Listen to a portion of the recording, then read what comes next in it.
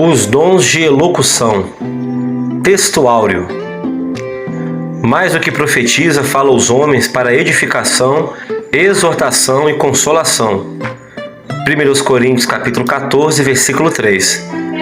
Verdade aplicada.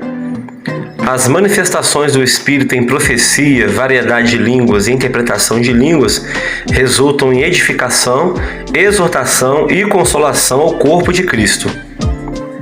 Objetivos da lição: falar sobre a confusão acerca dos dons de elocução, despertar no crente o desejo pela busca dos dons e mostrar a relevância dos dons para a igreja. Leitura diária. Amós 3,7. Deus revela seus planos aos profetas. Mateus 7,15. O cuidado com os falsos profetas. 1 Coríntios 12,31. A busca pelos dons. 1 Coríntios 14,3. Os objetivos da profecia. 1 Coríntios 14,22. As línguas são um sinal para os infiéis. 1 Coríntios 14,39. Não proibir falar em línguas estranhas. Motivo de oração: ore para que a igreja esteja alerta quanto aos falsos profetas. Introdução. Na lição de hoje, veremos os dons conhecidos como dons de elocução. Estes dons devem ser empregados exclusivamente para edificação, exortação e consolação, para que não haja desordem no seio da igreja. Capítulo 1.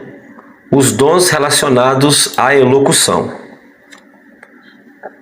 A profecia, a variedade de línguas e a interpretação das línguas são manifestações do Espírito Santo classificadas como dons de elocução. Os mesmos capacitam o membro do corpo de Cristo a falar sobrenaturalmente. Essas manifestações sobrenaturais vindas da parte de Deus visam edificar, exortar e consolar a igreja do Senhor. E, infelizmente, o que temos visto é que muitos, de forma incorreta, dizem serem possuidores destes dons e assim enganam a muitos com suas falsas manifestações.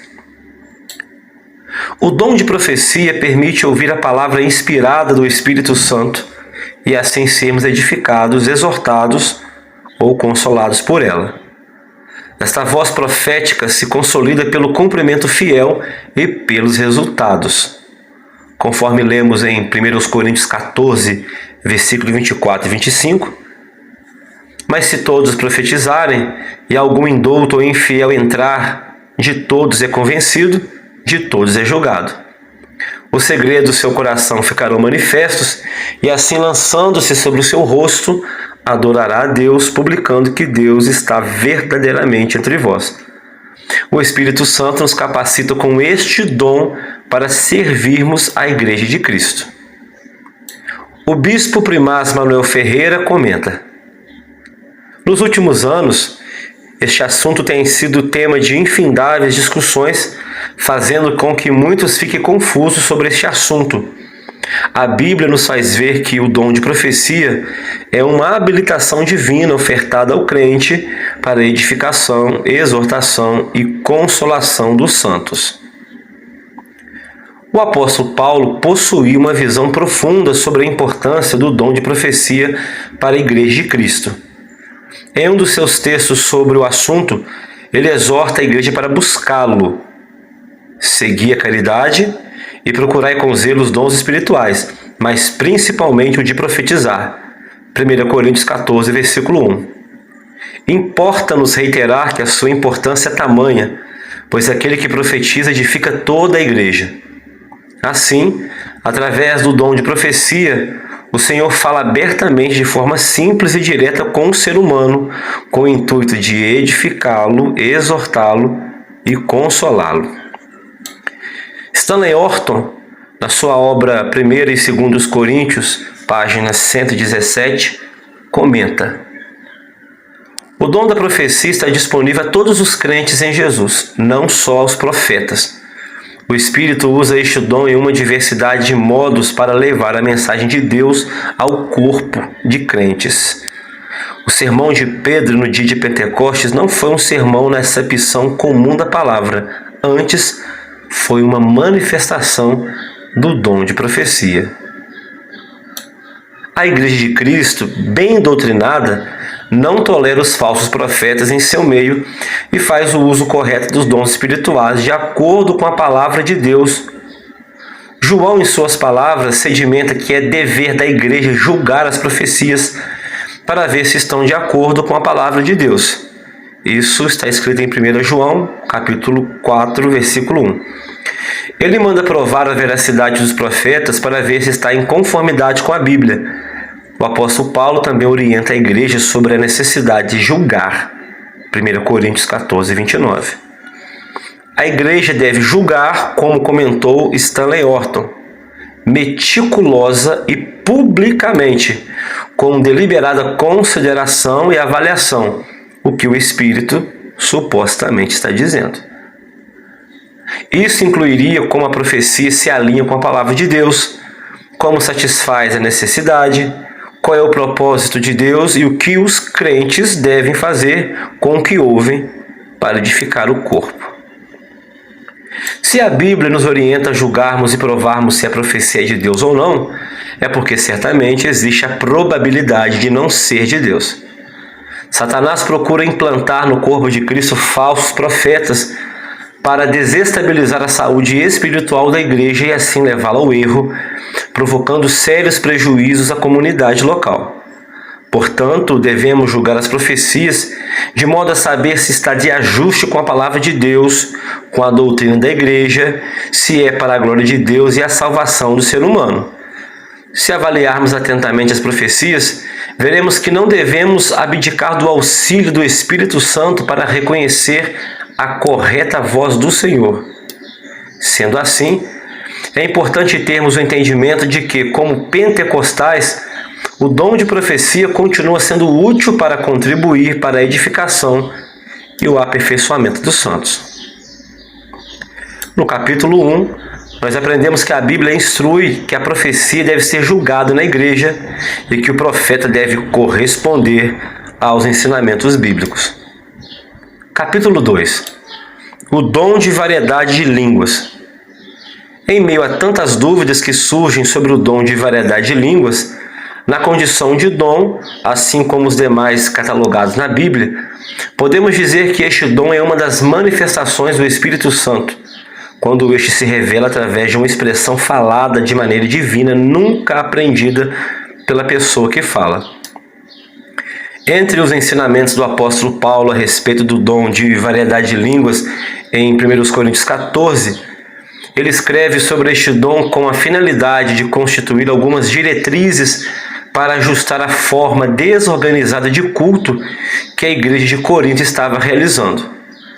Ainda a respeito deste dom, o apóstolo afirma que o falar em línguas serve como um sinal para os infiéis. 1 Coríntios capítulo 14, versículo 22. O pastor Ezequias Soares comenta: o que significa o falar em línguas ser um sinal para os descrentes? 1 Coríntios 14, versículo 20 ao 25, é uma das passagens paulinas mais difíceis. Até os expoentes pentecostais mais respeitados no mundo reconhecem a sua dificuldade. David Lim, na sua obra Teologia Sistemática, página 476, escreveu: a diferença básica entre o fenômeno das línguas em Atos e em 1 Coríntios está no seu propósito. Em Atos, as línguas visam a edificação pessoal, deixando evidente que os discípulos realmente haviam recebido o dom prometido do Espírito Santo para revesti-los do poder do alto, conforme está escrito em Lucas 24, 29 e Atos 1, versículo 4 ao 5. Não precisavam ser interpretadas. Em 1 Coríntios, o propósito era a bênção a outras pessoas da congregação, por isso era necessária a comunicação. É preciso notar que nem todos que foram batizados com o Espírito Santo exercerão um ministério contínuo de falar em línguas na igreja local. O crente em Jesus, hoje, mais do que nunca, necessita do recobrimento de poder do Espírito Santo e das manifestações dos dons espirituais em toda a sua plenitude. Entre os dons difundidos pelo Espírito Santo, encontramos o dom de variedade de línguas, que exerce a função da edificação pessoal do crente. O apóstolo Paulo deixou registrado que este dom serve para que o crente em Jesus edifique a si mesmo. 1 Coríntios capítulo 14, versículo 4. Nós, os pentecostais, entendemos que o cristão, através do dom de variedade de línguas, pode ser usado para a edificação da igreja e também através do dom de interpretação de línguas, pois por meio desse, todos podem entender a mensagem na sua própria língua. Elinaldo Renovato comenta: a variedade de línguas pode ser útil para a edificação pessoal. Paulo ensina sobre isso de maneira bem clara. O que fala língua estranha edifica a si mesmo, mas o que profetiza edifica a igreja. No caso do crente falar em língua para a sua edificação pessoal, não há necessidade de interpretação. Mas se não houver intérprete, esteja calado na igreja e fale consigo mesmo e com Deus. 1 Coríntios 14, 28. É um dom valioso para a edificação pessoal. O crente, cheio do Espírito Santo, é um valioso mecanismo para a edificação da igreja e pode ser usado nas reuniões através do dom de interpretação de línguas. No capítulo 2, nós aprendemos que ainda hoje Deus derrama através do Espírito Santo o dom de variedade de línguas, assim como aconteceu no dia de Pentecostes. Capítulo 3. O dom de interpretação de línguas. Ao tratar deste dom, o bispo primaz Manuel Ferreira afirmou: o dom de interpretação de línguas é a revelação divina do Espírito Santo que emprega um crente para declarar à igreja o significado das palavras pronunciadas pelo profeta em outras línguas. Na igreja de Corinto, havia desordens de toda natureza, e os crentes assistiam a tudo sem dar aos dons a devida importância. Algo que estava trazendo confusão à igreja era a ausência do dom de interpretação de línguas. Em outras palavras, estava ocorrendo uma manifestação da variedade das línguas sem a interpretação das línguas. Portanto, Paulo deixou registrada a seguinte orientação: e se alguém falar língua estranha, faça-se isso por 2, ou quando muito 3, e por sua vez que haja intérprete. Mas se não houver intérprete, esteja calado na igreja e fale consigo mesmo e com Deus. A Bíblia de Estudo Pentecostal comenta: este dom trata-se da capacidade concedida pelo Espírito Santo para o portador deste dom compreender e transmitir o significado de uma mensagem dada em línguas. Tal mensagem, interpretada para a igreja reunida, pode conter ensino sobre a adoração, a oração, ou pode ser uma profecia. Toda a congregação pode assim desfrutar dessa revelação vinda do Espírito Santo. A interpretação de uma mensagem em línguas pode ser um meio de edificação da congregação inteira, pois toda ela recebe a mensagem. A interpretação pode vir através de quem deu a mensagem em línguas ou de outra pessoa. Quem fala em línguas deve orar para que possa interpretá-las. Percebemos na Bíblia de maneira incontestável que o dom de interpretação de línguas não atua só. Ele sempre estará atrelado a outro dom, o dom de variedade de línguas. O pastor Elinaldo Renovato os chamou de dons geminados. O pastor Ezequias Soares, em sua conhecida análise sobre o tema, diz: este dom não é autônomo como os demais e o único que depende da manifestação de outro, o dom de variedade de línguas. Ainda sobre o assunto, o pastor pentecostal Gordon Chown, de maneira inteligente, nos levou a uma importante informação sobre a necessidade de estes dois dons atuarem juntos. A interpretação é tão milagrosa quanto a própria língua. Isso quer dizer que quem possui o dom de línguas não vai procurar decifrá-la com a mente, mas sim pede e recebe a interpretação da mesma fonte divina de onde surgiu a língua. Manuel Ferreira também comenta sobre o assunto. O dom de interpretação de línguas é a manifestação sobrenatural pelo Espírito Santo, que garante a plena edificação da Igreja. Não restam dúvidas de que este dom não opera sozinho, pois ele sempre vai estar sujeito a outro dom, o dom de variedade de línguas para atuarem. As línguas estranhas faladas no culto devem ser seguidas da sua interpretação, para que assim a Igreja conheça o conteúdo e o significado da mensagem.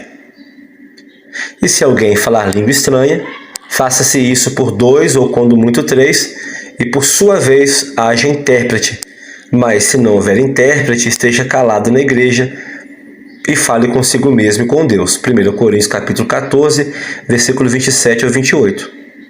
A par da importância deste dom para a edificação da igreja, o apóstolo Paulo deixou registrada a seguinte orientação: E eu quero que todos vós faleis línguas estranhas, mas muito mais que profetizeis. Porque o que profetiza é maior do que o que fala em línguas estranhas, a não ser que também interprete, para que a igreja receba edificação. 1 Coríntios capítulo 14, versículo 5. Orton também comenta: o dom de línguas precisa de interpretação para ser eficaz na igreja. Alguns ensinam que, por estarem listados em último lugar, estes dons são os menores em importância. Semelhante conclusão é insustentável. No capítulo 3, nós aprendemos que o verdadeiro culto pentecostal não abre mão dos dons de elocução, pois contribuem para a edificação do corpo de Cristo. Conclusão: que o presente estudo contribua para não ignorarmos e nem desprezarmos a variedade das manifestações do Espírito, mas procuremos com zelo abundar nos dons espirituais para a edificação da Igreja e para a glória de Deus. Amém.